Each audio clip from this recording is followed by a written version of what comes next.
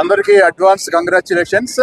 So మనం 78వ స్వతంత్ర దినోత్సవాన్ని పురస్కరించుకొని ఇప్పట్లాగే ప్రతి సంవత్సరంలోనే సిఆర్పిఎఫ్ వాళ్ళు ఇక్కడ చాంద్రాయణగుట్ట నుంచి ఇక్కడ దాకా బైక్ ర్యాలీ తీసుకురావడం జరిగింది. సో మాకు చాలా గర్వకారణంగా ఉంది. సిఆర్పిఎఫ్ ఎప్పుడైనా సరే భారతదేశం యొక్క శాంతి భద్రతల కోసం కానీ, లేకపోతే కొన్నిసార్లు అనివార్యమైన పరిస్థితుల్లో చాలా డిఫరెంట్ థియేటర్స్లో కాశ్మీర్లో కానీ, ఛత్తీస్గఢ్లో కానీ, నార్త్ ఈస్ట్లో కానీ శాంతి భద్రతల కోసం, అలానే యుద్ధ సమయాల్లో కూడా పనిచేసినటువంటి ఆర్గనైజేషన్ ఇది. సో ఇటువంటి సందర్భంలో స్వాతంత్ర దినోత్సవం యొక్క సెలబ్రేషన్స్ పురస్కరించుకొని ఇక్కడ మాకు విచ్చేయడం చాలా గర్వకారణంగా ఉంది. అట్లానే ఇక్కడ మనం చాలా మందికి ఇక్కడ మనం ఒక మినీ ఇండియా చూడొచ్చు.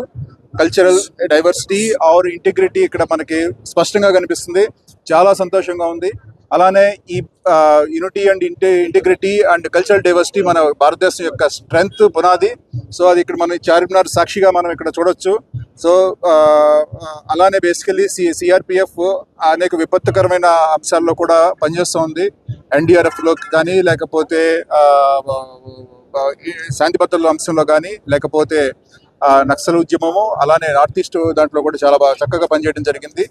సో ఈ మెసేజ్ ఇదేమిటంటే బేసికల్లీ యూనిటీ అండ్ ఇంటిగ్రిటీ మన భారతదేశానికి యొక్క పునాది. ఇదే మనం ఇక్కడ డిస్ప్లే చేయడం జరిగింది.